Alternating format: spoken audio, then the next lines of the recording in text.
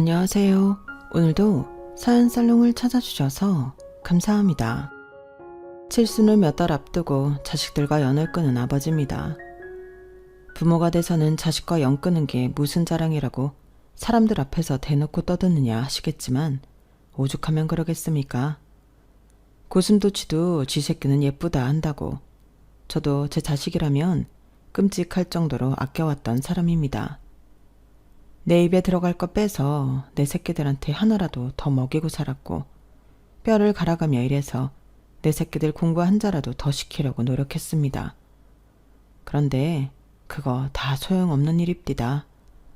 자식들이 머리 좀 크고 나니까 지들이 잘나서 잘된 줄 알지 부모 생각은 눈꼽만큼도 안 해요. 부모는 지들이 돈 달라면 주고 집 사달라면 사주고 땅 사달라면 땅도 퍼주는 호구인 줄 알더라니까요.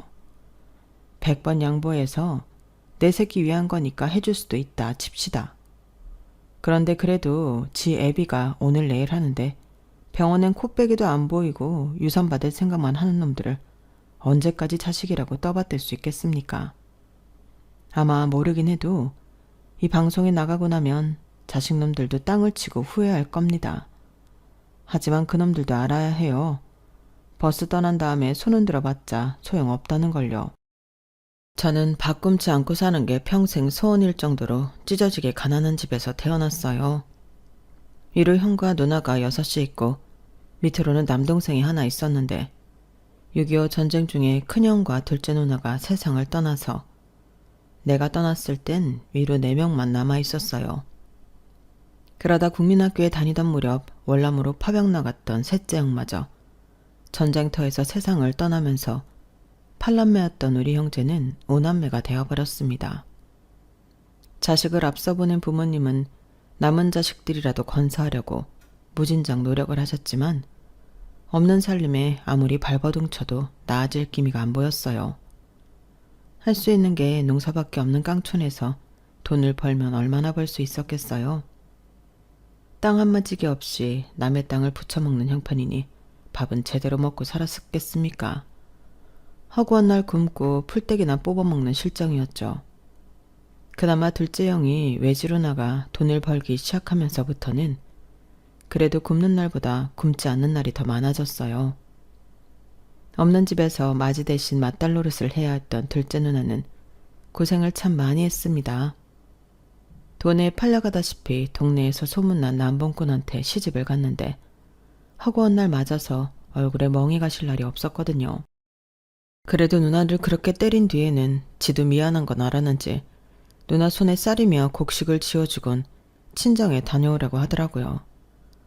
눈탱이가 밤탱이가 되어가지곤 그래도 식구들 먹일 생각에 한 걸음의 집으로 달려오던 누나를 생각하면 아직도 가슴 한구석이 시려옵니다. 제가 고등학교 입학을 앞두고 집안 형편이 어려워 학업을 포기해야 했던 그때도 동생 공부를 시키겠다고 남편한테 통사정을 해서 등록금을 마련해줬는데 그때 누나 얼굴을 아직도 잊을 수가 없어요.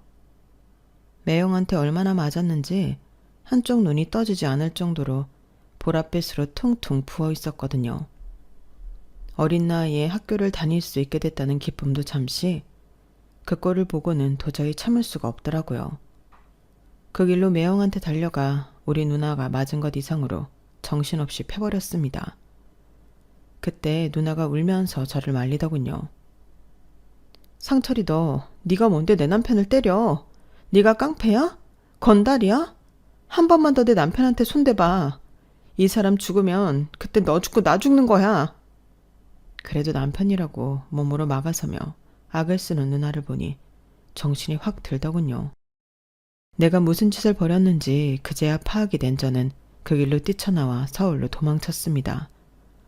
주머니에 누나가 마련해준 등록금이 있던 탓에 서울로 가는 기차표도 사고 한동안 배는 곪지 않았지만 길을 가다 경찰만 보면 심장이 철렁 내려앉는 기분이었어요.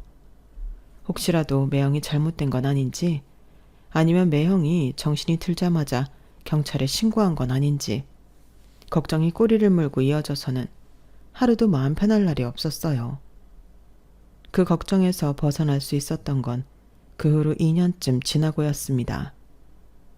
당시 저는 남대문 시장에서 지게 나르는 일을 하고 있던 때였는데 서울로 수학여행을 온 친구 녀석을 우연히 만나지 않았겠습니까? 녀석 말로는 그때 그 일로 매형은 한동안 병원 신세를 져야 했고 사돈댁에선 깡패 새끼를 자식으로 둔 집구석이랑은 사돈 못한다며 저희 누나를 친정으로 보냈다더군요. 그래도 산 정이 있어서 그런가 네 매형이 니네 집까지 찾아가 다시 데려가더라. 지도 그간 한 짓거리가 있는데 어린 처남한테 맞아서 쥐어 터졌다고 조강지처를 벌이는 게 말이 되냐? 맞은 걸로 치면 네 누이가 훨씬 더 많이 맞고 살았는데. 그렇게 정리됐으니까 시간 나면 한번 집에 내려와라. 언제까지 이러고 살 순 없잖냐. 친구놈 말에 그간 가슴을 묵직하게 누르던 돌덩이가 사라지긴 했지만 그렇다고 고향으로 갈 수는 없었어요. 저 때문에 누나도 그렇고 부모님도 그렇고 그 고생을 하게 만들었는데 무슨 낯짝으로 가겠어요. 돈이라도 벌어서 밭대기라도 살 돈을 가지고 있다면 모르겠지만요. 그래서 죽기 살기로 돈을 벌었습니다. 지게 일도 하고 식당 배달 일도 하고 공사판에서 벽돌 나르는 일도 하면서 쉬는 날도 없이 일을 했어요.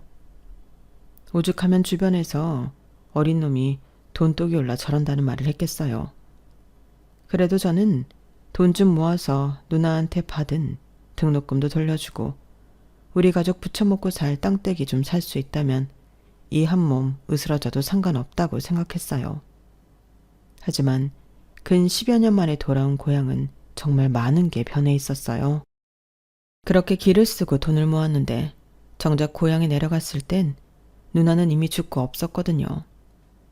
평생 고생만 했지 병원에도 한번 못 가본 누나는 무슨 병인지도 모른 채 시름시름 앓다가 세상을 떠났다고 했어요. 매형네 선선 한기퉁이에 쓸쓸하게 놓인 둘째 누나 묘 앞에서 한참을 목 놓아 울었습니다. 못난 동생이 이제야 누나한테 은혜도 갚고 서울 구경도 시켜드리려고 했는데 돌아올 수 없는 강을 건너시다니.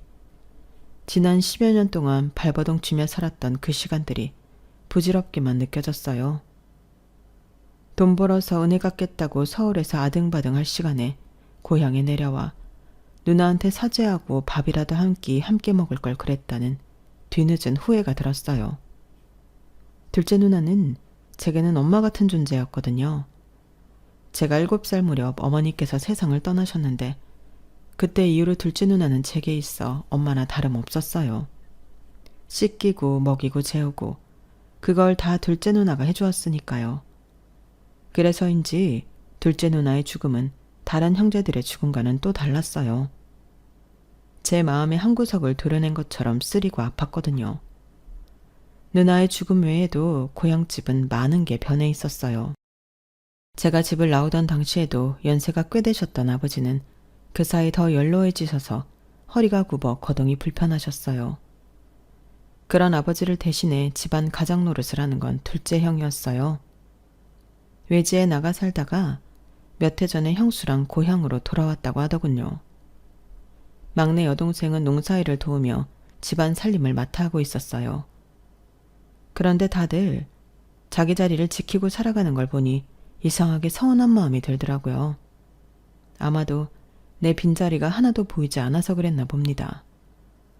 고향에 다녀온 뒤 한동안 일이 손에 잡히지 않았어요. 살아가야 할 이유를 잃은 사람처럼 마음이 허공에 뜬 채로 도무지 마음을 잡을 수가 없었어요. 그때 저를 잡아준 건 제 아내였습니다. 아내는 제가 공장에서 일하던 시절 만난 사람인데 제가 속해 있던 미장팀이 밥을 대고 먹던 밥집 딸이었어요. 고향에 다녀온 뒤로 일도 손에 안 잡히고 사는 게 사는 것 같지 않던 시절이었는데 그때 아내를 처음 보고는 텅 빈 것 같던 마음이 채워지는 기분이었어요. 아침 일찍 팀원들이랑 밥을 먹으러 식당 문을 열면 벚꽃처럼 환하게 웃어주며 맞아주는 아내 모습에 가슴이 설렜었죠. 제 앞에는 계란 후라이도 더 부쳐다 주고 제국에는 고기도 훨씬 더 들어있어서 아내도 나와 같은 마음이라는 걸 알 수 있었어요. 식사를 마친 제게 수줍게 커피 믹스를 건네는 아내가 어찌나 예쁘던지 공사가 끝나고 다른 지역으로 옮겨야 해서 마지막으로 밥을 먹으러 가던 날 아내한테 사귀자고 했습니다. 내가 딴 건 몰라도 굶기지 않을 자신은 있어요. 난 내 식구는 절대 안 굶깁니다. 학벌도 없고 가진 것도 없지만 내 사람은 절대 눈에 눈물 안 붓고 살 자신도 있어요. 그쪽도 나한테 마음이 없는 건 아닌 것 같은데 나 한번 믿어봐요. 당장 살림 합치자는 게 아닙니다. 딱 3개월만 나랑 만나봐요. 그때 가서 이놈은 아니다 싶으면 내가 더는 안 조를게요. 어때요? 아내는 수줍어서 눈도 못 마주치면서도 내가 싫지 않은지 고개를 끄덕여 주었어요. 그렇게 아내랑 3개월 남짓 만나는 동안 지난 10년 동안보다 훨씬 더 서울에 대해 많이 알 수 있었어요. 지금은 사라지고 없는 옛 조선 총독부 건물에 있던 국립중앙박물관에도 가보고 지금은 옛 모습으로 복원됐으나 당시엔 동물원과 놀이시설이 있었던 창경원에도 가보고 서울의 상징이라고 할 수 있는 남산타워도 그때 처음 가봤어요. 서울 곳곳에 이렇게 멋진 곳이 많은 줄 그제야 처음 알았을 정도로 저는 그동안 돈 버는 데만 혈안이 돼서 살았던 거예요. 그러다 아내를 만나 사는 재미도 느끼고 열심히 번 돈을 함께 쓸 사람이 있다는 게 얼마나 행복한 건지 새삼 느낄 수 있었습니다. 처음 3개월만 만나달라고 했던 것과 달리 우리 부부는 사귄 지 3개월 만에 살림을 차렸어요. 지금이야 결혼식 한 번 하는데 수천에서 수억을 쓴다고 하지만 그때는 그런 게 어딨나요. 여유가 되면 예식장에서 하고 형편이 안 되면 그냥 혼인신고만 하고 사는 거죠. 게다가 장인 장모님이 실향민이라서 처가 쪽에 부를 식구들도 없었어요. 저희 쪽도 딱히 부를 친척이 없는 건 마찬가지였고요. 그래서 월세방 하나 구해서 신혼살림을 차렸습니다. 그 작은 방에 살면서 시골에서 막내 여동생이 올라오면 같이 지내고 고향 친구놈들이 찾아오면 며칠이고 집에 재워주곤 했으니 우리 집사람 성격이 참 무던한 사람인 거죠. 아내는 하루 종일 장인어른이 하시는 식당에서 일을 하고도 제가 일 끝날 시간이 되면 집으로 달려와 따뜻한 저녁상을 차려주고는 다시 가게로 일하러 가곤 했어요. 없는 살림이라 철마다 옷을 사입을 형편은 안 됐지만 아내가 옷이며 속옷이며 늘 깨끗하게 빨아서 뽀송뽀송하게 말려준 덕분에 삼성과 이병철 회장이 부럽지 않을 정도였어요. 솔직히 저는 태어나서 이렇게 극진한 대접을 받아본 적이 없었기 때문에 아내의 손길이 닿은 모든 게 다 고맙기 그지 없었습니다. 생활력도 있고 살림도 잘하는 아내는 결혼하고 이듬해 아들까지 제 품에 안겨주었습니다. 출산한 뒤에도 애 우는 소리에 제가 깰까봐 우는 애를 안고 집 앞 골목을 서성이던 아내 모습은 아직도 잊을 수가 없어요. 공사판에서 하루 종일 일하는 사람 잠이라도 편히 자야 하지 않겠냐며 자기는 신경 쓰지 말라고 하는데 이런 착한 아내를 어떻게 고생을 시킵니까? 업고 다녀도 모자랄 사람을요. 결혼 전에 고생 안 시키겠다고 약속을 했지만 그 마음을 다잡은 건 전적으로 아내 때문이었어요. 남들 쉴 때도 내 몸 한 번 더 움직여서 몇 푼이라도 더 버는 게 내 아내를 고생에서 벗어나게 하는 유일한 돌파구다 생각하고 정말 돈에 미친놈처럼 죽어라 이래서 돈을 모았습니다. 그런데 일당 받아오는 돈 모으는 것만으로는 가난을 면하기 힘들겠다는 생각이 들더라고요. 난 혼자 몸이 아니라 업체를 만들어 직원을 여럿 두고 일을 하면 훨씬 더 큰 공사도 딸 수 있고 그러면 버는 돈의 규모도 달라지니까요. 그렇게 시작한 사업은 미장일은 물론 중장비까지 영역을 넓혀서 15년 만에 작은 건설사로 발전했습니다. 비록 대기업 하청을 받아 공사를 하는 회사긴 했어도 한창 아파트 붐이 있었던 덕에 재미 좀 볼 수 있었어요.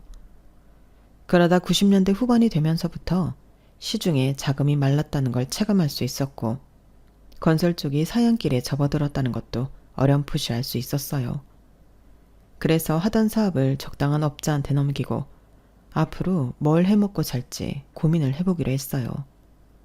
그동안 사업한다고 삼남매를 아내한테만 맡겨온 것도 미안하고 해서 한동안 여행도 좀 다녀볼 요량이었죠. 그동안 번 돈도 꽤 돼서 돈 걱정이 없으니 할 수 있는 결정이었어요. 그런데 회사를 팔고 반년도 안 돼서 나라에 큰 사건이 터진 겁니다. IMF 사태였죠. 건설사, 은행, 대기업 할 거 없이 하루아침에 부도가 나서 실업자가 되는 가장들이 수두룩했어요. 저도 그때 회사를 팔지 않았다면 어떻게 됐을지 모를 일이었어요. 그때 은행에 집이나 건물들을 담보로 맡기고 돈을 갚지 못해 경매로 쏟아진 매물이 한둘이 아니었어요.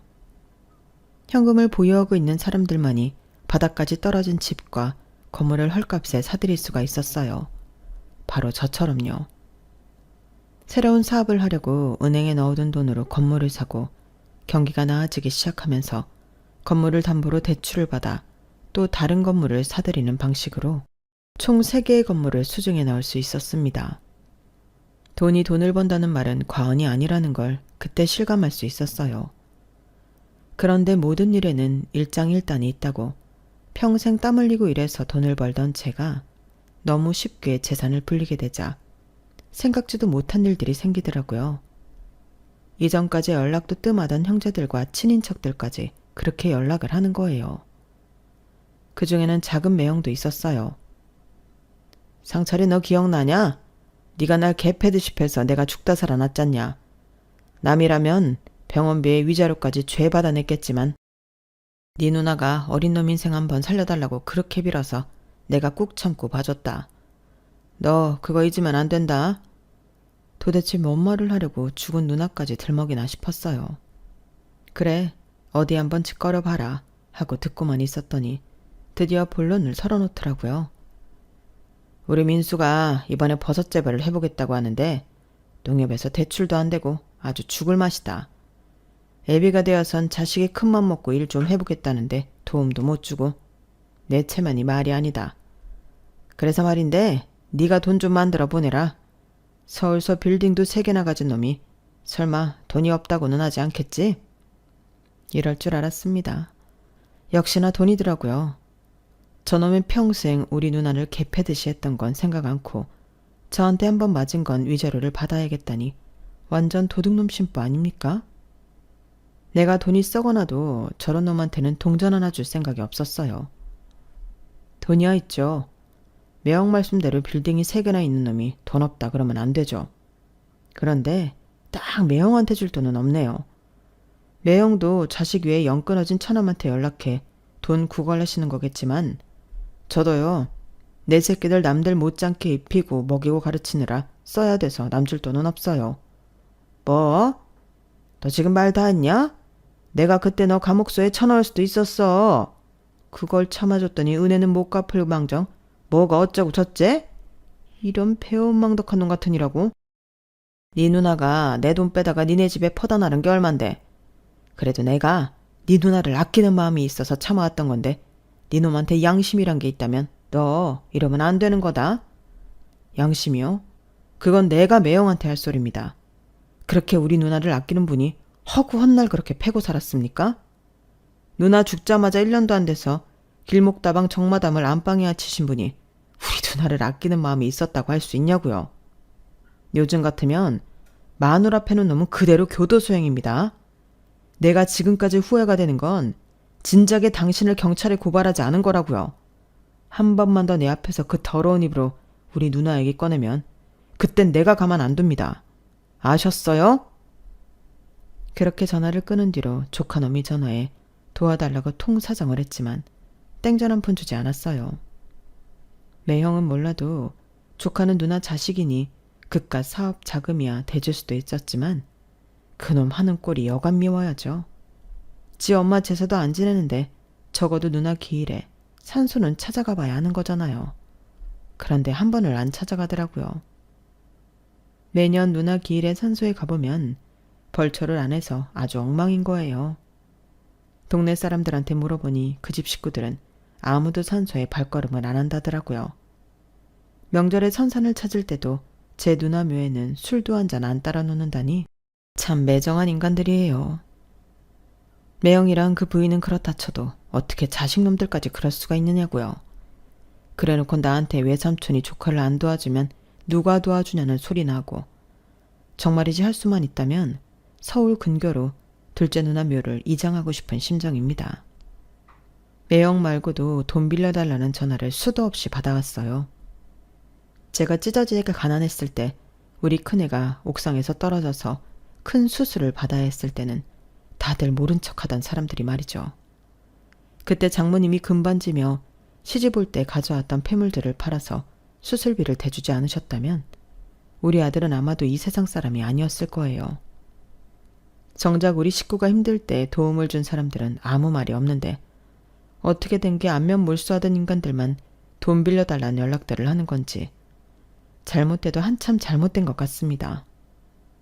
돈을 벌고 생활에 여유가 생기고 가장 좋았던 건 뭐니 뭐니 해도 내 새끼들이 원하는 걸 다 해줄 수 있었다는 걸 겁니다.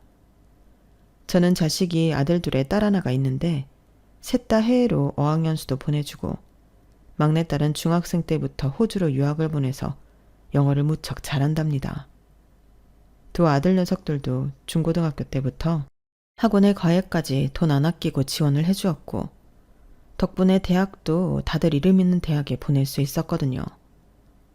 자식들이 남들이 부러워할 만한 직장에 취직해 가정까지 이뤘으니 부모로서 뭘 더 바라겠습니까? 그런데 자식이 원하는 건 뭐든 해줬던 게 어찌 보면 자식들 인생에 독이 됐는지도 모르겠어요. 이놈들이 가정까지 이룬 뒤에도 늙은 애비한테 수시로 손을 벌리니 말입니다. 제가 아내 말이라면 양잿물도 마실 놈이란 걸 아는지라 툭하면 지 엄마 통해서 돈을 요구해 오는데 이게 날이 갈수록 정도가 심한 거예요. 지 자식 교육시키는 교육비까지 나한테 떠넘기니 이거야 참. 아니 이제 하다 지 자식 유치원비까지 나보고 내라는 거야? 그럼 어떡해요. 큰애 수입으론 힘들다는데. 그러면 자기 형편대로 자식 교육을 해야지.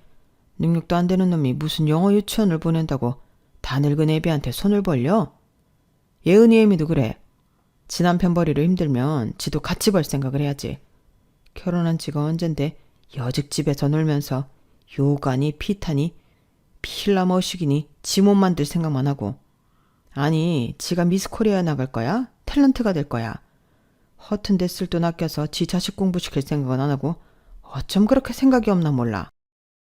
여보 그러지 말고 이번 한 번만 도와줘요. 요즘 애들은 다 다닌다는데 예은이 혼자만 영어 유치원 안 보내면 애가 얼마나 기가 죽겠어요. 당신은 손녀딸이 남들 앞에서 기죽고 있으면 보기 좋겠어요? 그러니 이번 한 번만 도와줍시다. 다 원참. 지들 결혼할 때 아파트 사줘, 임신했다고 태교여행 보내줘, 애 낳았다고 차 사줘. 이제 내 영어 유치원비까지 내놓으라니 이거말로 칼 안 든 강도가 따로 없구만. 에휴, 못난 놈들. 큰아들 녀석은 지 엄마를 시켜 지 딸님이 영어 유치원비까지 받아갔어요.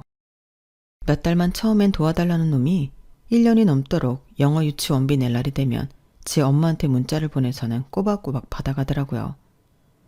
그래놓곤 철마다 가족여행으로 해외 곳곳을 다니는 걸 보니 속에서 천불이 났어요.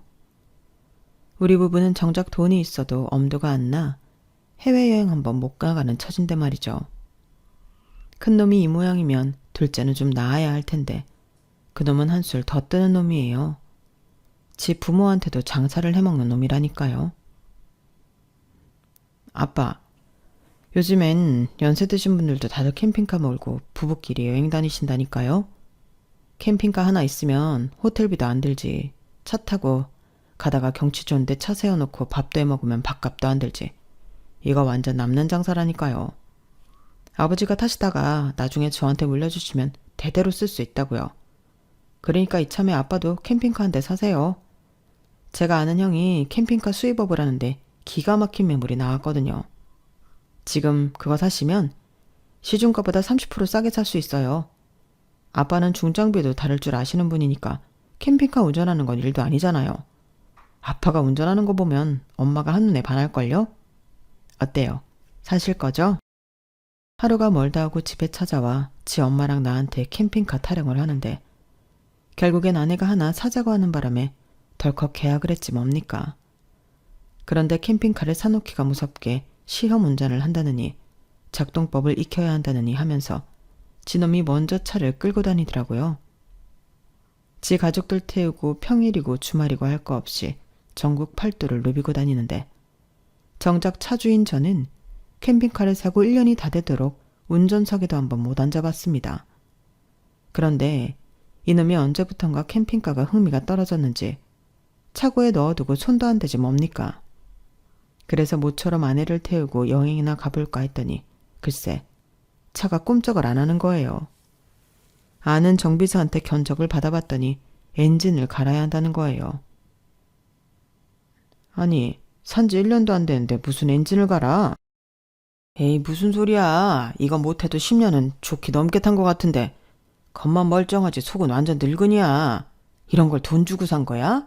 얼마나 줬는데? 아들놈이 신형이라고 했던 캠핑카는 겉만 번지르르한 중고였고 그나마도 아들놈이 엉망으로 타고 다닌 탓에 엔진이고 그 밖에 부품이 마모돼서 폐차를 해야 하는 상황이었어요. 알고 보니 둘째 놈이 지가 아는 중고상하고 짜고는 지 애비를 상대로 사기를 친 거였어요. 지 애비 돈을 수천만 원이나 꿀꺽하고도 용서를 빌기는커녕 뻔뻔하게 나오는 꼴을 보니 혈압이 올라서 사기로 고소를 하겠다고 으름장을 놨습니다. 그랬더니 뭐라는 줄 아십니까?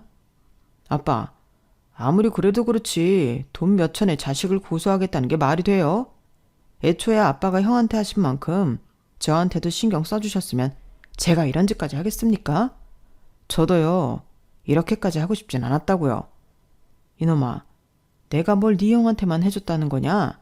너나 네 형이나 결혼할 때 똑같이 아파트 사주고 애 낳았을 땐 차도 똑같이 사줬는데 뭐가 부족하다고 그래?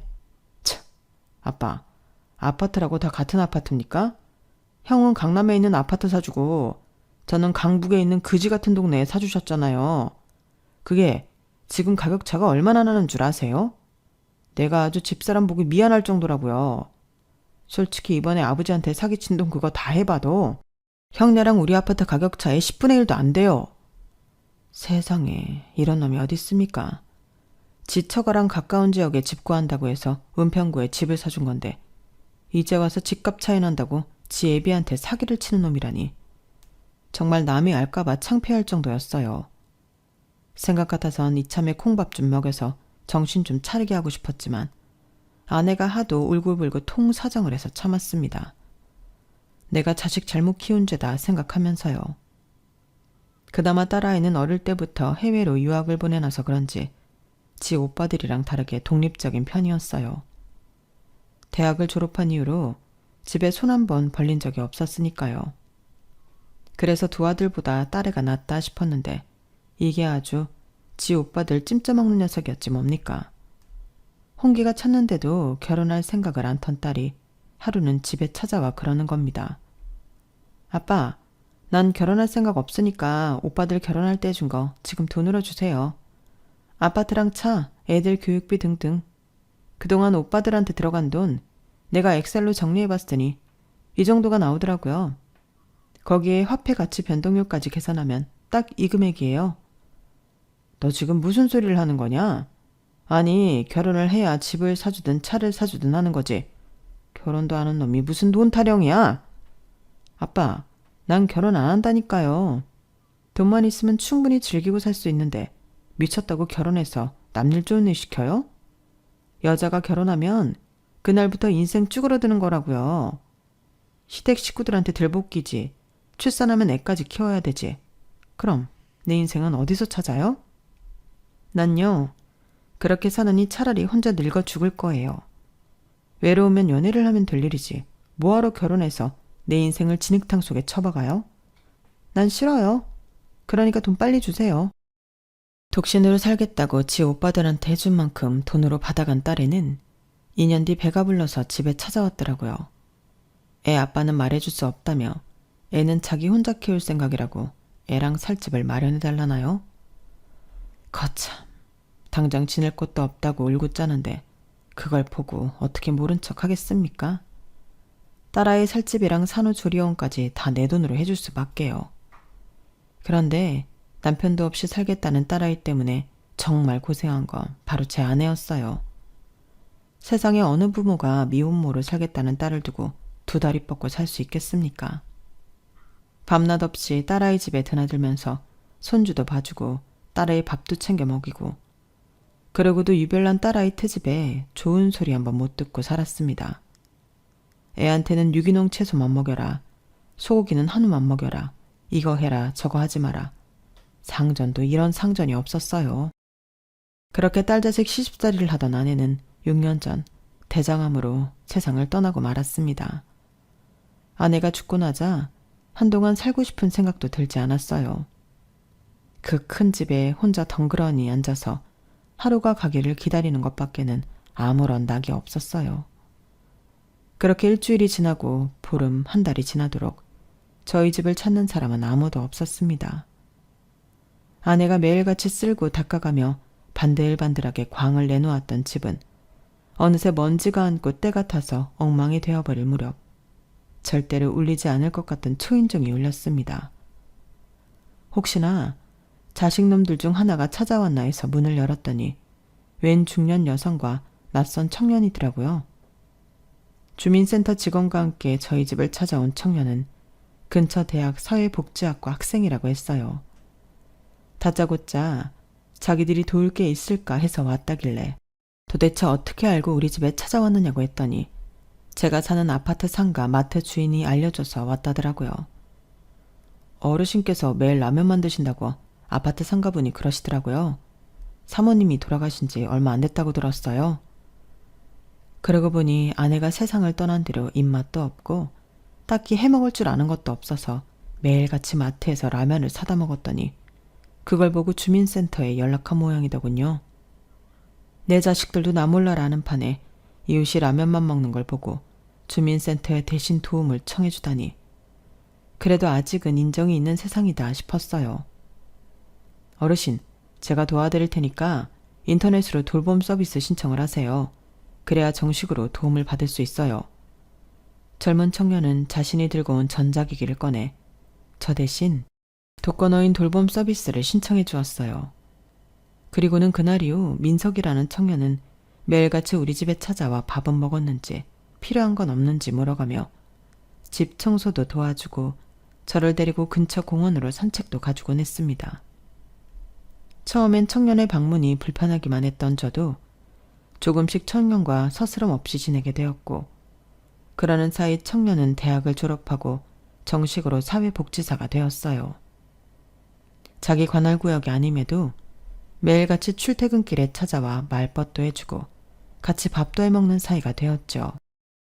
도대체 어떤 부모 밑에서 가정교육을 받고 자랐길래 이리도 바르게 자랐나 싶어 하루는 부모님은 뭐 하는 분이냐고 물었더니 부모님이 안 계세요.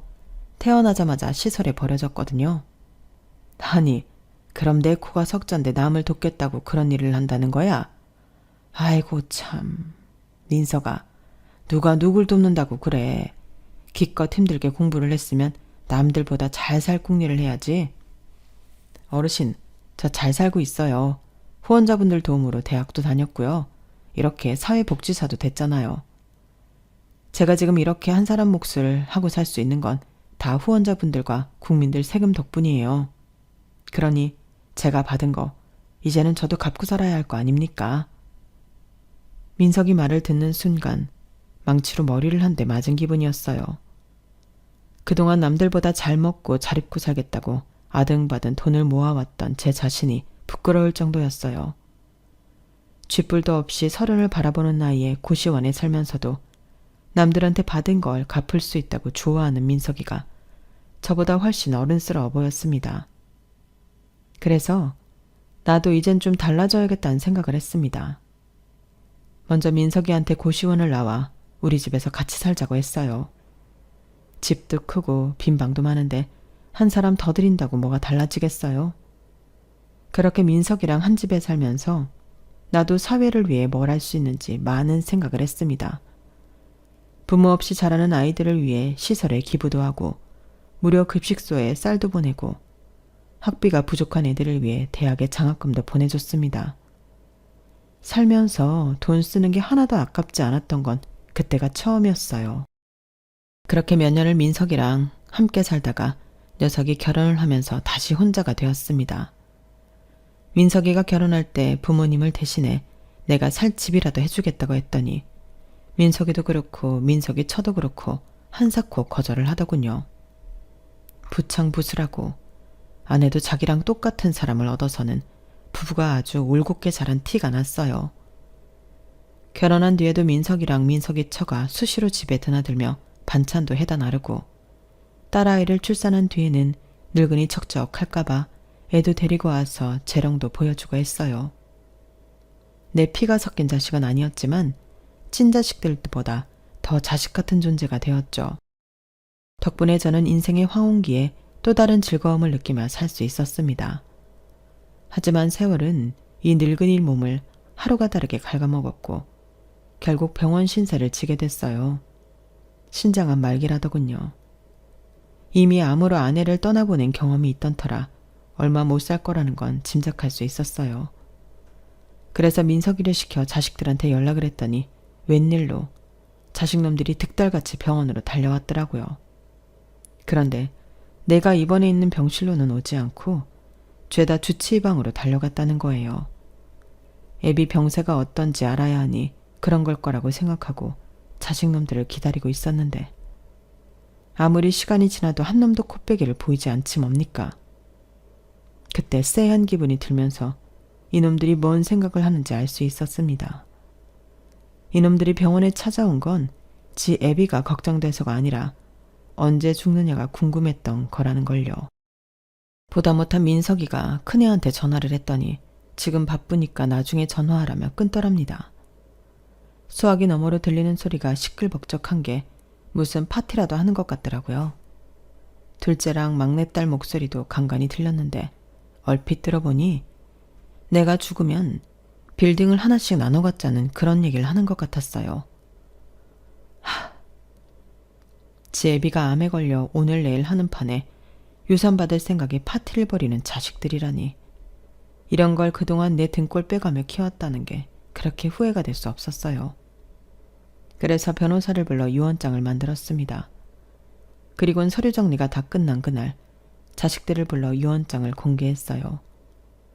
변호사 전화를 받고 병실로 달려온 자식들은 제가 이미 죽은 줄 알고 있었는지 병실에 들어와 멀쩡한 나를 보고는 귀신이라도 본 표정들이더라고요. 놀랄 거 없어. 죽기 전에 내 손으로 유산 정리하고 싶어서 부른 거니까. 다들 정신 사나우니까 문과에 서 있지 말고 들어왔으면 앉아라. 그렇게 자식들을 한자리에 앉혀놓고 변호사를 시켜 유언장을 낭독하게 했습니다. 결론적으로 제가 가진 빌딩 중 2개는 팔아 재단을 만들고 그 재단은 민석이가 관리하게 했습니다. 민석이가 자랐던 것 같은 보육시설에 후원을 하고 부모 없는 애들이 자립할 수 있게 도움도 주고 학비도 대주는 일을 하라고요. 그리고 남은 빌딩 하나는 제가 입원해 있는 병원에 기부하기로 했습니다. 수술비가 없어서 고생하는 환우들한테 수술비도 대주고 의료보험이 적용 안 되는 고가의 약이 필요한 환자들한테는 약값도 대신 대주라고요. 그리고 제가 살던 아파트는 민석이 앞으로 해주었습니다. 세금은 건물 2개 판돈에서 떼어 이미 납부한 상태고요. 여기까지 발표를 하자 자식놈들이 득달같이 달려들더군요. 아버지, 지금 뭐 하시는 거예요? 자식이 3이나 있는데 그 많은 재산을 죄다 남한테 준다고요? 그럼 우리는요? 아버지 자식인 우리는 뭘 가지란 거냐고요? 형말이 맞아요. 어떻게 아버지가 우리한테 이러실 수가 있어요? 피도 안 섞인 저 인간한테는 재단도 맡기고 집도 주면서 왜 우리한테는 10원 한 장 안 주냐고요. 이건 무효예요. 절대 받아들일 수 없다고요. 오빠들 진정해. 법적으로 우리가 받을 수 있는 금액이 있으니까. 아빠가 이렇게 나오면 우리가 소송을 걸어서라도 받아내자고. 막내딸은 지 오빠들보다 이성적으로 나왔어요. 하지만 이어진 변호사의 말에 지 오빠들처럼 미쳐 날뛰기 시작하더군요. 그동안 아버님으로부터 증여받은 아파트, 차, 그 밖에 거액 현금들을 따져볼 때 소송을 하셔도 딱히 받으실 금액이 없으실 겁니다. 특히 따님은 2 오빠들보다 2배는 더 가져가셨기 때문에 더더욱 그렇죠. 다른 로펌을 찾아가 상담을 하셔도 마찬가지일 겁니다. 변호사의 말에 자식들과 며느리들은 하늘이 무너진 것처럼 망연자실한 표정이었어요. 막내딸은 방방 뛰며 울고불고 난리였고요. 그동안 내가 니들한테 너무 많은 걸 줬어. 그러지 말아야 했는데 말이다. 늘 받고만 살다 보니 니들은 받은 거에 대해 고마워하는 마음도 없잖니. 이 예비가 마지막 하는 길에 내 자식들한테 그동안 못했던 참교육을 하려는 거니까 그렇게들 알고 돌아가거라. 그리고 똑똑히 들어라. 부모는 니들이 필요할 때마다 돈을 꺼내 쓸 수 있는 지갑이 아니란다. 부모 자식 간에도 주고받는 게 있어야 하는데 니들은 나한테서 받아가기만 했지 가져온 게 하나도 없어. 그러니 이참에 니들이 어떻게 살았는지 반성하고 니들 자식들한테는 제대로 된 부모가 될 수 있도록 해라. 얘기 끝났으니 다들 나가봐. 피곤해서 자야겠다. 한바탕 난리를 치고 난 뒤 자식들은 개별적으로 민석이한테 연락해 재단이랑 집을 내놓으라고 어르고 달래고 협박까지 했던 모양입니다. 그래서 변호사를 시켜 자식들한테 경고를 했습니다. 한 번만 더 민석이한테 연락해 협박하면 그동안 증여해준 재산도 회수하겠다고 말이죠. 그제야 자식놈들은 잠잠해질 수 있었어요. 저는 여전히 암투병 중이고 언제 세상을 뜰지 알 수 없습니다. 하지만 그래도 죽기 전에 내가 할 수 있는 일을 처리한 것 같아서 시원하기도 하고 한편으로는 마음이 무겁기도 합니다. 내 자식들은 내가 잘못 키운 탓이니 누굴 탓하겠습니까? 부디 여러분은 내 자식이 예쁘다고 내 새끼 입에만 맞는 걸 넣어주지 마시고 옆에 있는 친구들과 나눠 먹을 줄 아는 아이가 되도록 교육하시기 바랍니다. 안 그러면 저처럼 늙어서 후회하게 될지 모르니까요. 지금까지 제 사연을 들어주셔서 감사합니다. 다들 건강하시고 행복하십시오. 여러분, 사연 댓글에 응원과 현명한 조언 부탁드려요. 좋아요와 구독은 저에게 큰 힘이 됩니다. 오늘도 좋은 일 가득하세요.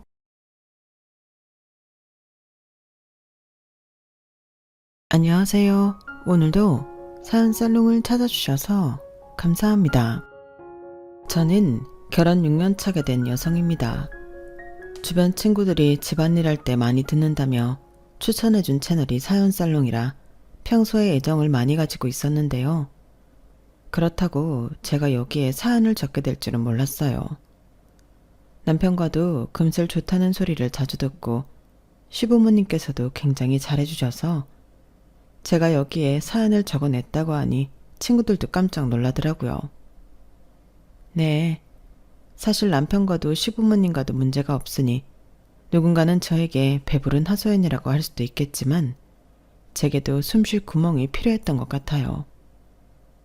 이런 하소연을 남들에게 하면 그래도 남편이랑 시부모님은 괜찮잖아 하는 대답을 들으며 영 속이 시원하지 못한 기분이 들었거든요. 그런데 생각해보니 제 이야기를 털어놓기 좋은 대나무 숲이 여기 있더라고요. 그렇게 사연을 적게 되었어요. 여기까지 들으신 분들은 그럼 대체 뭐가 문제냐 하실 수 있겠네요. 제 시댁 스트레스는 다름 아닌 동서들이었는데요. 남편은 세 형제 중 막내 아들로 위에 형이 둘 있었는데요. 안 그래도 위로 형만 둘이면 형들에게 이리저리 치이며 크기 마련인데 남편에게는 특이사항이 더 있었어요. 남편과는 4년간의 연애 끝에 결혼하게 되었는데 만난 지 2년쯤 되었을 때야 조심스럽게 이야기해 주더라고요. 사실 나 입양된 아들이야. 형들은 친자식이고 나 혼자만 입양이 됐어. 당신이 알면 별로 안 좋아할까봐 뒤늦게 이야기하게 됐어. 이제야 이야기해서 미안해. 미안할 게 뭐 있어. 그거 알게 된다고 해서 우리 사이가 달라져? 오빠는 여전히 나한테 최고의 남자친구인데. 그렇게 말해주니 참 고맙다. 혹시나 우리가 결혼하게 되거나 할 때 너희 집에서 안 좋아할 수도 있으니까 미리 말해두는 편이 좋을 것 같아서. 글쎄 뭐 싫어하는 집도 있겠지만 우리 집은 아니야. 그래도 어머님 아버님이 정말 감사하시다. 오빠 사랑 많이 받잖아. 남편이 직접 이야기해주기 전까지 입양할 거라곤 상상도 할 수 없었을 만큼 남편은 집에서 사랑을 듬뿍 받고 자란 아들이었어요. 다소 집안의 골칫거리로 자란 두 형들에 비해 남편은 서울에 있는 4년제 대학을 졸업하고 대기업에 다니는 성실한 아들이었거든요. 첫째 형은 부모님 돈을 빌려 요식업 사업을 하다 말아먹어 빚을 잔뜩 떠안고 있었고 둘째 형은 소규모 도매 유통업을 하다 부도가 나서 아예 시아버님 댁에 같이 살고 있었어요. 조금 나중에 알게 된 사실로는 거래처 돈을 떼먹고 도망친 전적도 있다고 하더군요. 그 일 때문에 가족 간의 분열이 심하게 있었고 둘째 형은 가족들 사이에서도 신뢰가 많이 떨어져 있는 사람이라고 들었어요. 솔직하게 이야기하자면 처음 그 이야기를 들었을 때 조금 답이 없는 집안이라고 생각하긴 했어요. 인생 살면서 도전하는 일이 전부 성공할 수 없는 노릇이고 실패야 얼마든지 할 수 있다고 생각했지만 두 형이 보여주는 모습은 실패 후 주저앉아 부모님의 등골을 빼먹고 있는 모습이나 다름없다고 생각했거든요. 그 때문에 당시 사귀고 있던 남편을 잠깐 의심했던 적도 있었어요. 지금은 이렇게 성실하지만 두 형을 닮아 혹시나 안 좋은 일이 생겼을 경우 이렇게 좌절하고 일어나지 않는 사람인 건 아닐까 하면서요. 그래서였는지 오히려 남편이 두 형과 피가 안 섞였다고 하니 안심이 되더군요. 남편은 형들과는 근본적으로 다른 사람이었거든요. 하지만 두 형을 낳고 기른 게 시부모님이니 시부모님에 대한 의심만은 지울 수 없었어요. 남편은 너무 성실하고 바르고 저와도 성격이 잘 맞고 배려심 넘치는 사람이었지만 한 번에 하는 결혼 제대로 잘 살고 싶어 남편 집안에 대해 신중하게 생각할 수밖에 없었죠. 그런데 예상외로 처음 인사드린 자리에서 시부모님은 오히려 남편의 친부모님인 것처럼 남편과 더 비슷한 성향이시더군요. 말씀도 너무 다정하게 하시고 저를 바라보는 눈빛에도 애정이 가득했어요. 우리 무진이 늘 친자식처럼 키우려고 노력했지만 우리가 채워줄 수 없는 외로움이 있을 거라고 생각해왔단다. 우리가 아무리 노력해도 부족한 부분이 있었을 거야. 그런데 이렇게 버젓하게 자기 가족이 되어줄 여자친구를 데리고 오니 너무 기쁘구나. 우리 무진이와 즐겁게 힘들 때는 서로 의지하면서 예쁘게 살아줬으면 좋겠다. 처음 만난 자리에서 처음 뵙는 시부모님께 그런 말을 들으니 어찌나 울컥하던지요. 비록 피가 섞인 부분은 아니지만 남편이 어떻게 그렇게 따뜻한 사람으로 클 수 있었는지 바로 납득했어요. 그리고 이런 분들이라면 정말 애정있게 시부모님으로 모실 수 있겠다는 생각을 했죠. 평소 신중하고 예민한 성격인 제가 예비 시부모님을 만나고 와서 좋아하니 저희 부모님께서도 안심하셨어요. 그렇게 말씀해 주시는 분들 흔치 않아. 입양아를 사랑으로 키워주신 것만으로도 대단한데 며느리인 너에게도 그렇게 따뜻하게 대해주시니 우리도 좋구나. 그렇게 저는 남편과 예비 시부모님만 보고 이 결혼을 결심했어요. 언젠가 가정을 이룬다면 이런 가족을 만들고 싶다는 생각을 했거든요. 제가 꿈꾸던 분위기에 정말 부합하는 가족이었어요. 모든 가정이 그렇듯 완벽하기만 할 수는 없으니 두 아주버님에 대한 건 미뤄두기로 했어요. 다행히 결혼을 준비하는 과정에서는 크게 부딪히는 일은 없었어요. 두 아주버님과 형님들 모두 저를 딱히 크게 환영하지도 배척하지도 않고 뜨뜻미지근하게 대하셨거든요. 대화 중간중간에 타고난 인간성이라는 게 언뜻 보이긴 했지만 그 정도는 그냥 넘어갈 수 있을 수준이었어요. 하지만 결혼을 하고 더 가까워지니 그 속내가 조금씩 드러나기 시작하더군요. 평소 아주버님들이 남편에게 틈만 나면 빨대를 꽂으려고 하거나 은근하게 따돌린다는 사실을 알고 있긴 하지만 가까이서 보고 그걸 처음 느낀 건 결혼 후 시어머니 첫 생신을 챙기던 날이었어요. 결혼 후 시댁 식구들이 모두 있는 단톡방에 초대가 되었고 제가 가족이 된 후 첫 시댁 행사라 긴장을 많이 했어요. 고급스러운 한정식 식당에 가서 식사를 하고 다 같이 사진 촬영을 하기로 했는데 괜히 입을 옷이 고민이 되더라고요. 최대한 단정하고 채도 낮은 곤색 원피스를 골라 입었고 남편도 연한 회색 피셔츠에 검정색 정장 바지를 챙겨 입었어요. 나름대로 깔끔하게 골라 입었다고 생각했는데 도착하니 저희 빼고 온 가족이 전부 하얀색으로 맞춰 입었더라고요. 더운 여름이라 처음에는 우연인 줄로만 알았어요. 하긴 여름인데 너무 우리만 칙칙하게 입었나? 우리도 좀 화사하게 입을걸. 남편에게 작은 소리로 속삭이니 맞은편에 앉아 계시던 시부모님께서 저희를 이상한 눈으로 바라보시더라고요. 아주버님과 형님들 역시 식사하는 내내 저희 둘을 보고는 킥킥대며 비웃는 듯한 느낌을 지울 수가 없었어요. 내가 잘못 느낀 건가? 기분 탓인가 싶어 남편 얼굴을 봤지만 남편 역시 영문을 몰라 어리둥절하더군요. 식사가 끝나고 다 같이 사진을 찍기로 했던 것 때문에 잠시 앉아서 기다리고 있는데 갑자기 다들 가방을 챙겨 나가시더라고요. 동서 왜 꾸물거려? 얼른 일어나 늦겠어. 네? 형님, 사진 찍고 가신다고 하지 않으셨어요? 동서 지금 장난해? 여기서 사진을 찍자는 거야?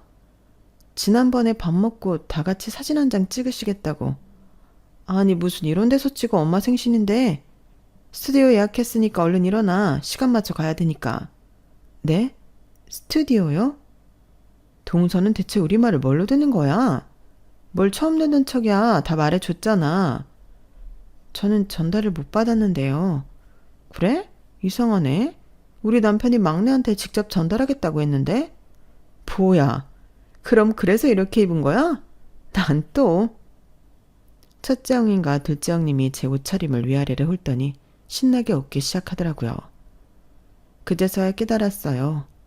스튜디오를 간다는 말도 가족사진이라 일부러 드레스 코드를 맞춰 입기로 한 것도 저희 부부만 쏙 빼고 자기들끼리만 이야기했다는 사실을요. 아유 미안해. 나는 무슨 어머님 생신인데 왜 이렇게 칙칙하게 입고 왔나. 결혼하고 첫 행사인데 우리 기선제압이라도 하려고 했나 했지. 어머, 형님도 그렇게 생각하셨구나. 저는 시댁에 대한 반항? 뭐 이런 건 줄 알았잖아요. 아우, 그런데 이걸 어떻게 해? 오늘은 어머님이 주인공인데 사진 찍으면 두 사람밖에 안 보이겠다? 뭐 어때요? 막내 도련님도 이제 부인이 생겼는데 그 기념으로 화려하게 신고시켰다고 치죠 뭐. 우리야 괜찮지만 어머님 생신 기념으로 찍는 건데 좀 그렇잖아. 우린 분명히 막내 도련님한테 전달했는데 이상하네. 막내 도련님이 우리랑 옷 맞춰 입기 싫으셨나? 동서가 막내 도련님한테 말 좀 잘해줘. 막내 도련님이 우리 집안에서 안 그렇게 생겨서는 제일 이단하거든. 막내 도련님 사람 참 순하고 착해 보이지? 근데 보이는 것만큼 그렇지가 않아. 가족끼리인데도 피가 안 섞여서 가족으로 생각을 안 하는 건지 뭔지 은근히 독하고 냉철하다니까?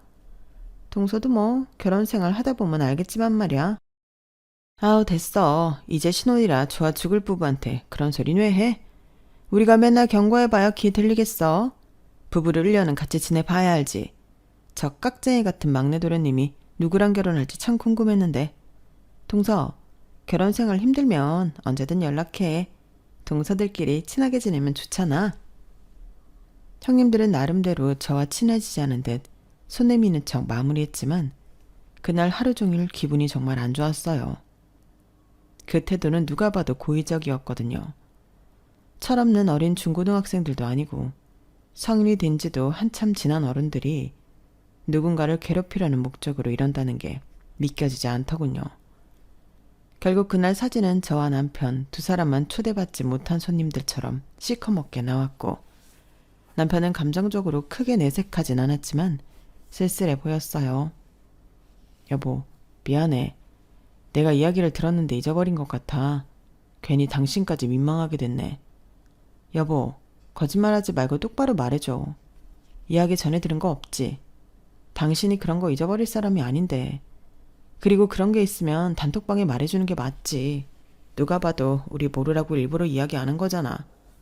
원래 분위기가 이래? 나도 알려줘야 대비를 하지. 그래도 형수님들이 당신이랑은 친하게 지내려고 하는 것 같은데 너무 그렇게 나쁘게 생각하지 마. 안 그러면 당신도 너무 우리 집에 올 때마다 스트레스 받을 거 아니야? 내가 예전에 형들이 돈 빌려달라고 해서 몇 번 빌려준 적이 있었는데 한 번씩 빌려주고 나니 그래도 된다고 생각했는지 자꾸 빌리려고 해서 형들한테 한 번 제대로 선 그은 적이 있거든. 빌린 돈 다 갚고 더 빌리라고. 그때부터 형수님들까지 날 대놓고 안 좋아하기 시작하셨어. 뭐? 그런 이유로 사람을 이렇게 대한다는 게 말이 돼? 동생이면 무조건 형들한테 돈 빌려줘야 해? 그건 아니잖아. 나도 그렇게 생각하는데 말이 통해야 말이지. 형이나 형수님들은 급한 불 끄고 싶은데 그나마 이 집에서 안정적으로 돈 벌고 있는 내가 외면하니 괘씸하다고 생각한 것 같아. 뭐 이해가 안 가는 건 아니야.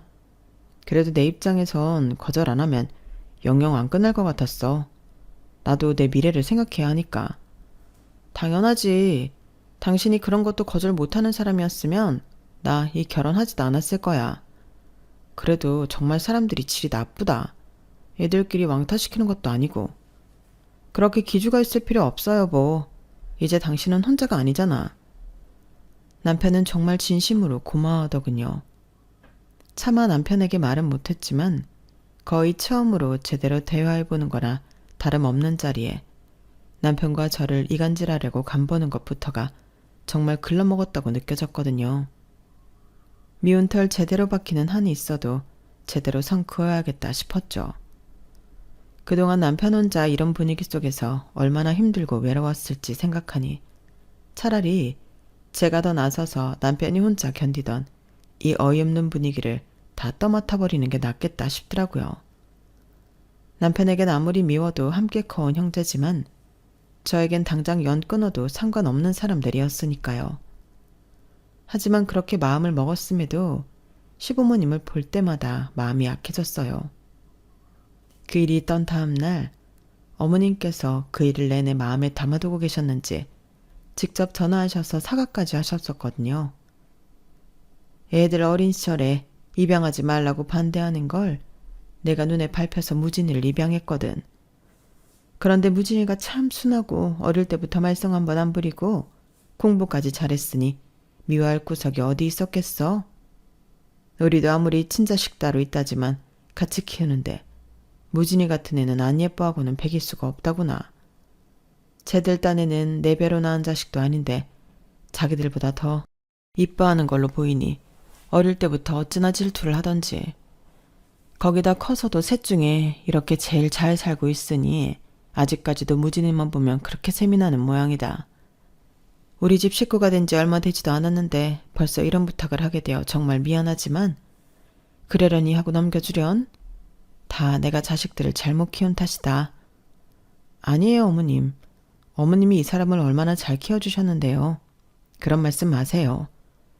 형님이랑 아주버님들이 질투하시는 건 말씀 들어보니 왜 그러시는지는 알겠네요. 그래도 부당한 건 부당한 일인 것 같아요. 너무 선을 넘으시면 저도 그땐 어떻게 나가게 될지 모르겠어요. 그래도 어머님 아버님 입장 생각해서 최대한 부딪히지 않게끔 노력해볼게요. 이해해줘서 고맙구나. 그렇게 말해주니 우린 그걸로 충분하다. 그렇게까지 말씀하시니 마음이 안 녹을래야 안 녹을 수 없더라고요. 좀 황당하고 어이없는 사건이긴 했지만 남편과 시부모님을 봐서 최대한 참아보기로 했어요. 그래도 확실히 짚고 넘어가야 할 건 짚고 넘어가야 하는 성격이라 단톡방에는 따로 말해뒀죠. 형님들, 아주버님들, 지난 일은 저희도 조금 당황스러웠어요. 앞으로는 가족끼리 중요하게 전달해야 할 내용은 이제 이 방에 꼭 공유 부탁드려요. 맞추기로 한 옷색을 저희만 안 맞추니 아쉽잖아요. 왜? 그것도 그건 나름대로 신입 느낌 나고 좋던데 뭐. 드레스 코드를 또 맞출 일이 있겠어? 우리도 그냥 안 하던 것만 해본 거지. 어쨌든 구두를 이야기하신 부분은 확인이 안 되니 꼭 이 방에 공지해 주세요. 말이 안 통하는 것 같아 단칼에 잘라 말하니 단톡방이 금세 조용해지더군요. 그때 뭔가 심기가 상했겠거니 싶긴 했지만 같은 일이 발생하지 않게 하려면 어쩔 수 없었어요. 그래도 다 같은 어른인데 이 정도 단호하게 이야기하면 알아듣겠지 싶었죠. 그런데 동서들의 황당한 행동은 종류도 다양하더군요. 결혼 초반이라 저희 부부 빼고 다들 아이가 있었어요. 조카들이 아직 다 어린 나이라 부모가 미운 거랑은 별개로 아이들은 참 귀엽더라고요. 저도 아이들을 참 좋아하는 성격이고 저희 집안에서는 제가 맞으라 아직 조카가 없어서 처음 생긴 시조카들이 너무 예뻤어요. 그래서 만날 때마다 작은 장난감이라도 시조카들 선물까지 하나씩 챙기곤 했었죠. 조카들이 저를 잘 따르기도 했고 부담스럽지 않은 선에서 챙겨주는 선물에 행복해하는 모습을 보면 저까지 행복해지더라고요. 아이들이 좋아하는 모습을 보면 아주버님과 형님들도 못된 심보가 좀 누그러지는 건지 심술을 덜 부리는 기분이 들기도 했고요. 그렇게 겸사겸사 좋은 마음으로 했던 일이 걷잡을 수 없는 화로 돌아올 줄은 몰랐어요. 연휴가 유난히 길었던 명절이라 남편과 1박 2일로 지방에 여행을 갔다가 시댁으로 향하려던 길이었어요. 여보, 우리 앞에 차 좀 이상하지 않아? 그러게, 저 사람 지금 조는 거 아니야? 앞에 있던 차가 졸음운전을 하는 건지 위태롭게 운전하는 모습이 불안해서 차선을 바꿔 피하려던 순간이었어요. 갑자기 저의 차 앞을 가로막듯 하더니 브레이크를 꽝 밟아버리더군요. 남편도 당황해서 빠르게 브레이크를 밟았지만 충돌을 피할 수는 없었어요. 가벼운 충돌이긴 했지만 막상 이런 식으로 교통사고를 당하니 정신이 없더군요. 앞에 있던 운전자는 역시나 졸음운전을 하고 있었고 내려서는 미안하다고 사과를 계속하더군요. 어떡하지? 오늘은 우리 바로 병원도 가봐야 할 것 같고 못 올라가겠네. 그러게. 시댁엔 내가 전화 드릴게. 당신은 계속 일 봐. 보험사도 부르고 정신이 없었던 탓에 못 간다는 연락을 제가 대신하기로 했어요. 그런데 참 기가 막힌 타이밍에 첫째 형님에게 전화가 오더라고요. 동서 어디쯤이야? 둘째네는 1시간 뒤에 도착한다던데? 형님, 안 그래도 전화 드리려고 했는데 저희가 가는 길에 교통사고가 나서 바로 못 가게 됐어요. 아무래도 시간이 좀 걸릴 것 같아서 사고 처리하고 조만간 어머님 아버님은 따로 찾아뵈야 할 것 같아요. 뭐? 사고? 얼마나 크게 났는데? 다행히 큰 사고는 아니고 살짝 퉁dur한 거긴 한데 일이 복잡하네요. 크게 다친 거 아니면 그냥 오지 그래. 연휴도 긴데. 어머님 아버님께는 제가 직접 연락드릴게요. 기대도 안 했지만 사람이 다쳤다는데 괜찮냐는 말 한마디 없이 짜증스럽게 오라는 말을 하는데 어이가 없더라고요. 여기까지는 그래도 뭐 그럴 수 있다. 그러려니 생각하고 넘겼어요. 시부모님께 전화드리니 깜짝 놀라시면서 걱정을 해주셔서 바로 잊어버렸거든요. 세상에, 이게 무슨 일이니? 많이 다친 건 아니지? 네, 어머님. 기다리셨을 텐데 죄송해요. 저희가 얼른 시간 내서 찾아뵐게요. 아, 죄송은 무슨. 몸조리 잘하고 무슨 일 있으면 바로 연락 줘. 알겠지? 그렇게 이야기가 잘 마무리됐다고 생각했어요. 저녁쯤 갑자기 둘째 형님한테서 전화가 오더라고요. 당연히 사고 소식을 듣고 걱정차 연락을 주신 건 줄 알았어요. 네, 형님. 아니, 동서, 사고 나서 못 온다며? 네, 크게 다치지는 않았는데 당장 이동하는 게 조금 부담이 되어서요. 아, 이거 큰일이네. 애들이 엄청 기대하고 있는데. 저도 정민이 엄청 보고 싶은데 다음에 보자고 전해주세요. 아니, 동서야 다음에 보면 되는 거고 애들이 동서가 오늘 무슨 선물 사다 줄지 엄청 기대하고 있었거든. 못 온다고 하니까 너무 실망해서. 오늘 못 오면 그냥 애들 선물이라도 근처에서 택배로 좀 붙여줄래? 애들이 동서 오라고 땡깡 부리고 난리야. 네? 택배로 붙이라고요? 그래, 애들 입장에선 그렇잖아. 원래 오늘 받은 선물인데 다음에 만나면 다음에 선물 못 받은 거나 다름없으니 심통이 난 거지. 나중에 동서도 육아해보면 알겠지만 애들 비위 맞추기가 더 어렵다. 아무튼 주소는 보내놓을게. 애들이 기다리고 있을 테니까 부탁해. 저기 오늘은 택배도 안 해요. 정 그러면 명절 끝나고 붙여드릴게요. 전화를 끊고 나니 어이없어서 화가 치밀더라고요. 아니 무슨 선물 나한테 맡겨놨어? 나야 그렇다 치지만 당신 안부도 안 물어보더라. 그렇게 받고 싶으면 기본적인 예의라도 지키던지. 평소에는 사람을 그렇게 무시하고 따돌리면서 필요할 때 맡겨놓은 것 마냥 내놓으라고 하네? 됐어. 이번에 애들 선물도 마지막이야. 정말 안 그러려고 했는데 부모가 미운 애들까지 미워지네. 그래, 우리가 언제까지 애들 선물 사갈 수는 없는 노릇이니까. 그리고 솔직히 우리가 아이 낳아도 형들이랑 형수님들이 그렇게 선물 사다 주실까 싶어. 그래, 이 돈 아껴서 우리 나중에 태어날 애기한테나 쓰자. 진짜 사람들이 보자보자니까 상종을 말아야지. 더럽고 치사해서 애들 선물은 대충 한참 뒤에나 택배로 붙였어요. 그리고 다음 가족 모임 때부터는 애들 선물도 끊어버렸죠. 애들도 부모를 닮았는지 아니면 부모에게 들은 게 있어서 그런지 선물을 안 사가기 시작하니 예전처럼 저를 반기지도 않더군요. 어차피 정 떼는 거 그냥 다 같이 정 떼는 것도 나쁘지 않겠다 싶어 좀 씁쓸하긴 했지만 신경 쓰지 않기로 했어요. 마침 저희 부부도 임신을 준비하던 중이라 남이 애 신경 쓸 시간에 내 애나 신경 써야겠다 싶었죠.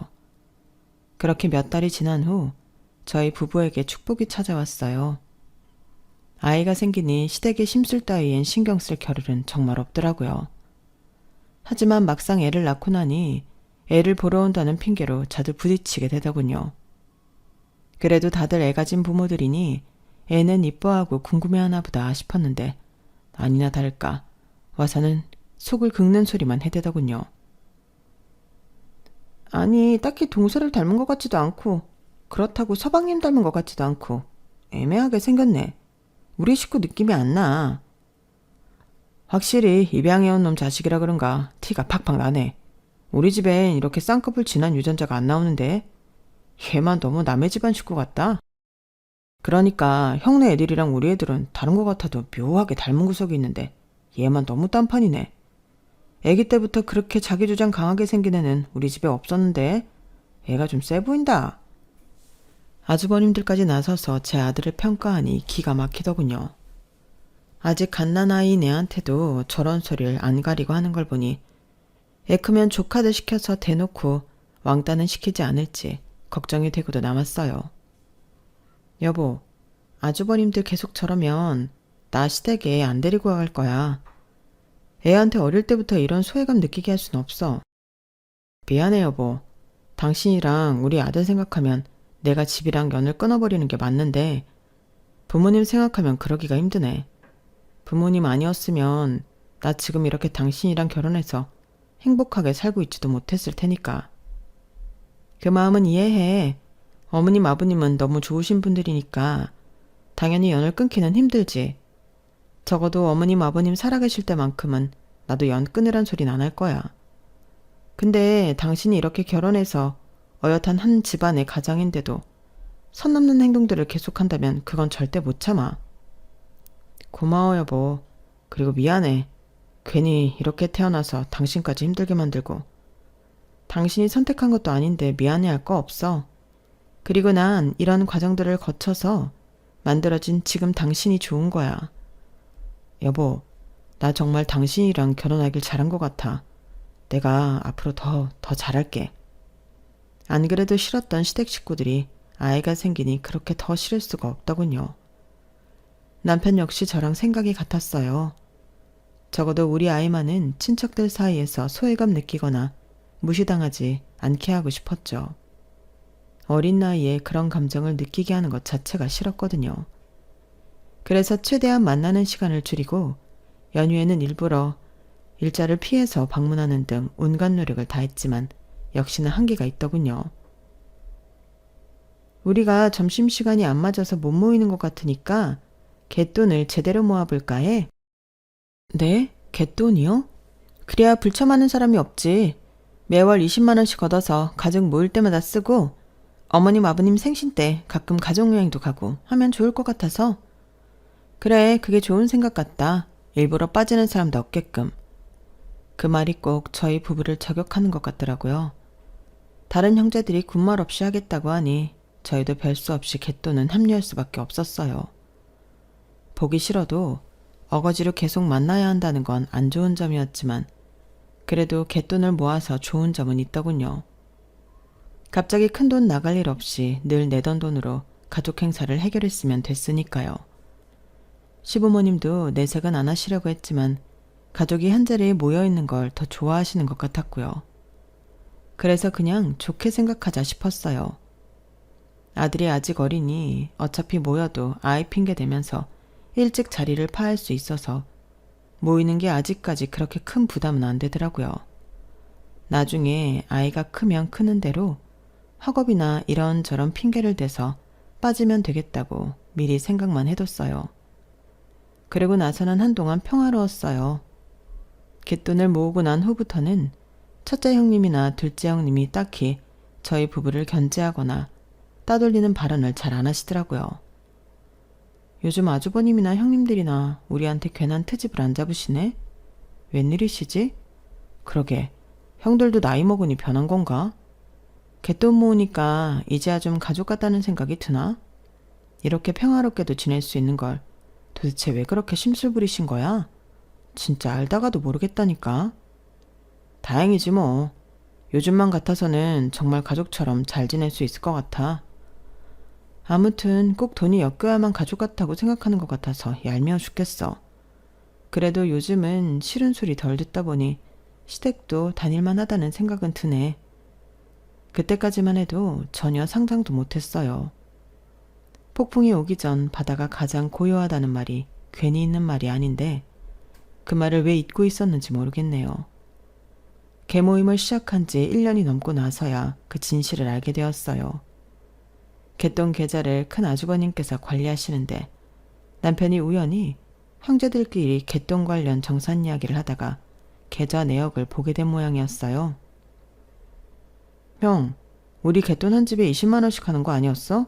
근데 금액이 왜 이래? 어? 아, 그게 야, 우리 집은 와이프 혼자 벌고 둘째네는 둘 다 벌어도 안정적인 직장이 아닌데 니네 집은 너도 잘 벌고 재수 씨도 벌이가 괜찮잖아. 잘 버는 집에서 좀 더 내는 게 맞지? 안 그러냐? 그치. 원래 세금도 부자가 더 내잖아. 형편에 맞게 내야 계모임이 오래 유지되지. 안 그래? 아니, 이게 다 무슨 소리예요? 우리 집만 20만 원씩 내고 있었다고요? 아주버님들은요? 누가 들어도 기가 막혀 눈이 뒤집힐 소식에 아주버님들은 추궁하자 영 안 내킨다는 얼굴로 내역을 보여주시더군요. 저희 집을 제외한 두 집에서는 10만 원씩만 계를 하고 있었어요. 저희 집만 2배를 더 내고 있었던 거죠. 그쯤 되니 진짜 어이가 없어서 웃음도 안 나왔어요. 어쩐지 요즘 조용하시다 싶더라니. 갯돈을 우리한테 더 받고 있으니 찔려서 아무 말씀도 못 하신 거였구나. 이제 좀 마음 좋게 먹고 저희를 가족으로 받아주신 건가 했는데 이것도 제 착각이었네요. 하긴 두 집에서 합쳐서 낼 걸 우리 집에서 내고 있었으니 괜히 밉보였다가 좋을 거 없었겠네요. 그래도 이건 많이 선 넘으신 거 아니에요? 사람을 무슨 ATM 기계로 보는 것도 아니고 사전 양해를 구하지도 않고 2배를 더 떼가는 게 어딨냐고요. 아니 재수씨, 무슨 말을 그렇게 섭섭하게 해? 그럼 그동안 이 피도 안 섞인 놈을 우리 집에서 키워준 값은 얘 안 데려왔으면 우리한테 더 투자했을 돈도 얘한테 가고 부모님 돌아가시면 재산도 얘랑 나눠야 돼. 근데 그까짓 갯돈 좀 10만 원 더 받았다고 그렇게까지 나를 세워야겠어? 그럼 사전에 의논이라도 하셨어야죠. 말도 없이 어떤 집에만 더 받는 건 날강도 심보죠. 뭐? 지금 날강도? 진짜 말 다 했어? 본인 든 잘못은 생각도 않고 얼굴이 불그락 푸르락 해지는 걸 보니 정말 말이 안 통한다는 생각만 들더군요. 그래서 다음부터는 그냥 알아서 절반만 냈어요. 왜 그 정도만 내냐고 뭐라 할 줄 알았더니 의외로 별말 없더군요. 최소한의 양심은 있나 보다 싶었죠. 하지만 얼마 못 가 결국엔 일이 터지고야 말았어요. 그 일이 있고 나서 시댁 식구들과 모든 소통은 남편을 통해서 하게 됐어요. 명절인데도 잠깐 일을 보고 갈 일이 생겨 퇴근 후에 남편과 함께 시댁에 들리기로 했어요. 그런데 시댁에 도착해서 아무리 배를 눌러도 대답이 없더군요. 뭐지? 안 계시나? 전화 한번 해보자. 어머님 아버님께 전화를 드려도 전화기가 꺼져 있거나 받지 않으시더라고요. 그래서 하는 수 없이 남편은 아주버님들께 저는 형님들께 연락을 했어요. 연결이 먼저 된 건 저였어요. 형님들 어디 계세요? 저희 집 앞인데 아무도 안 계셨어요. 어머, 우리가 말 안 했나? 우린 공항이에요. 네? 공항이요? 어머님 아버님 모시고 이제 한국인데 마침 딱 전화가 왔네. 생각보다 너무 일찍 도착했다. 어디 갔다 오시는데요? 여행 다녀오신 거예요? 그런 말은 전해 들은 적이 없는데. 아니, 갯돈도 많이 모였겠다. 어머님 아버님도 오랜만에 구경도 시켜드리고 싶고. 그래서 같이 푸꾸옥 모시고 가서 효도 여행 좀 했어. 아니, 뭐 갯돈으로 가셨다고요? 응, 그럼 뭘로 가? 이럴 때 쓰려고 모은 거 아니야? 그걸 저희한테 말도 안 하고 저희만 쏙 빼놓고 다녀오셨다고요? 아니, 뭐 설마 같이 가고 싶었어, 동서? 나는 저번에 동서가 우리한테 화내길래 우리랑 여행 가기 싫어할 줄 알고. 그리고 효도 여행이 말이 여행이지 얼마나 힘든데. 우리가 동서 못까지 대리 효도했으니 너무 걱정은 마라. 진짜 보자 하니까 너무 뻔뻔하네. 갯돈을 그렇게 상의도 없이 마음대로 쓰는 건 횡령이에요. 아세요? 가뜩이나 그렇게 모은 돈 저희 부부 지분이 제일 높은데 그걸 상의하지 않는다고요? 그리고 우리가 일찍 도착하지 않았으면 계속 숨길 생각이셨죠. 어떻게 하다 이런 행동까지 하세요? 아, 내 입에서 꼭 이런 소리 나오게 만드네, 동서는. 그냥 우리도 가족여행 한번 가보고 싶었다. 왜? 솔직히 까놓고 말해서 네 남편이 우리 가족은 아니잖아. 피 한 방울 안 섞였는데. 어차피 같이 가자고 해도 싫었을 거면서 왜 이래? 돈 때문에 이러는 거야, 지금? 자꾸 돈돈거리면서 돈 밝히는 걸로 몰아가고 싶으신가 본데 지금 진짜 돈 밝히는 건 형님들이랑 아주버님들인 거 모르세요? 평소엔 피 안 섞였다고 가족 취급도 안 하면서 돈 모을 때만 잘 버는 사람이 더 내라니.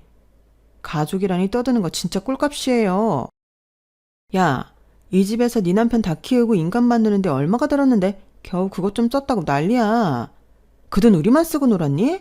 다 어머님 아버님한테도 들어간 거야. 네, 어머님 아버님한테 들어간 건 하나도 아깝지 않은데요. 형님들, 아주버님들 배불렀다고 생각하니 짜증이 나서요. 어릴 때부터 제 남편 무시하고 따돌리기나 했던 사람들한테 내가 힘들게 번 돈 한 푼도 투자하고 싶지 않거든요. 어쨌든 전 그 돈 돌려받아야겠으니까 절차대로 진행할게요. 뭐 절차? 그래, 뭐 할 수 있으면 해봐. 가족끼리 갯돈 쓴 거 가지고 네가 뭘 할 수 있는데. 갈 때까지 가보자고. 누가 손해인가. 그때였어요.